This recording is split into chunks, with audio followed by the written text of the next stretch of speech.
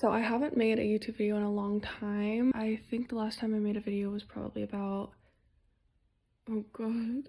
It was like a year and a half ago. I used to make Sims content, but like not that much. But I think where I'm gonna take this channel is I'm gonna be doing book videos, perhaps. No, I definitely will be doing book videos. I really feel like I'm too connected to my social media. I really want to get back into my hobbies, and one of my favorite hobbies used to be reading, so we're starting that back up. Also, if this mic sucks, it is my phone. Live, laugh, love. We work with what we got and we don't let it stop us from pursuing what we want to do. So this is more just gonna be like a reading vlog. I have been reading The House Across the Lake by Riley Sager. It's been really good so far. I'm on page 247. I've been really liking it so far. I do think that there's so much mention of alcohol in this book.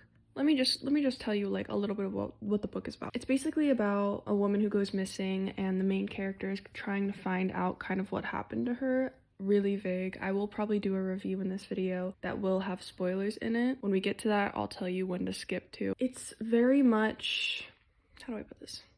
The amount of times alcohol is mentioned in this book is like every page, every other page, which is like fine. I get it. The main character definitely deals with like alcoholism. It definitely portrays that, but it's kind of, I feel redundant. Sue me. So that's my thoughts on the book so far.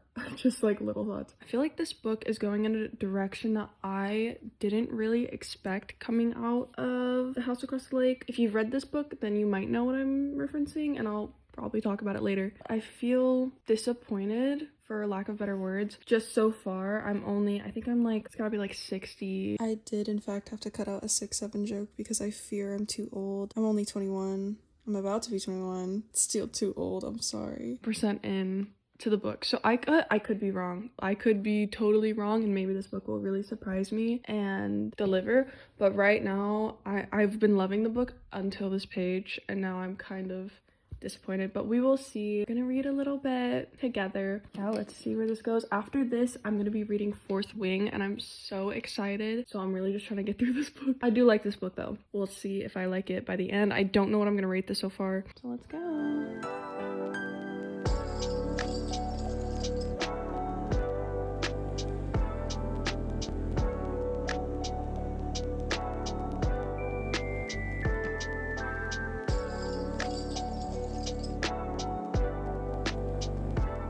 I'm like hunching right now because I don't want to move my camera because I'm not done reading, but I'm on page 256.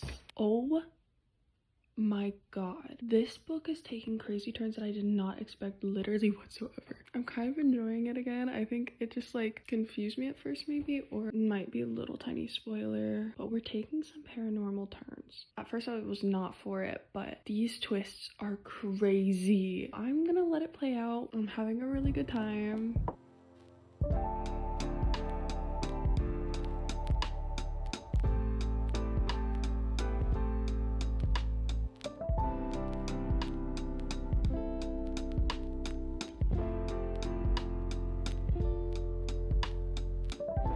I am now on page 269. I cannot believe this book. Oh my god. You can see my boyfriend in my ugly, ugly, ugly phone case.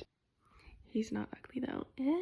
I am probably gonna turn this off for a little bit. Finish this book. I think I have less than 100 pages to go. I'm definitely gonna finish this today. I have hours of alone time to get it done. So it's time to read. I'm gonna check back in, and I'm probably gonna give a spoiler review. Like I said, I will let you know when that's over.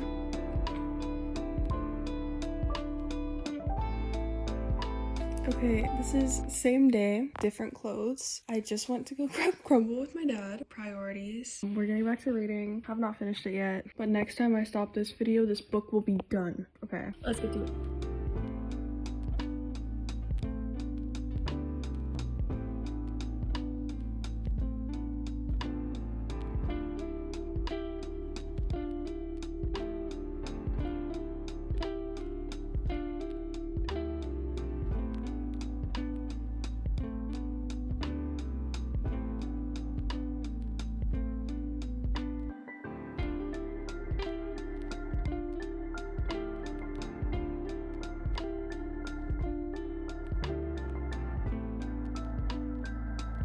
Okay, hello. It is the next day. I finished the book. She's done. I have many thoughts on this book.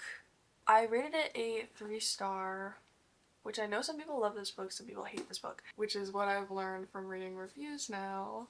I will say I did like this book. I found it very entertaining. It was really engaging, and I probably will read more Riley Sager in the future, probably near future. But my biggest problem with this book, which I've heard that this author does this often. This might be spoiler, we might be entering spoiler territory, so skip to this timestamp if you don't want to know any spoilers, if you plan on reading this book. I would recommend it, so yeah, watch at your own risk, I don't know. My biggest issue with this book is probably okay, well, hold on. So I've read that this author likes to do a good amount of, is it paranormal or is it not, in his writing, which I think can be really interesting, but I don't think that this book initially seemed paranormal to me. I think the first half of the book and the second half of the book are very different. Feels like two completely different books when I was reading it. And I also don't feel like anywhere on this book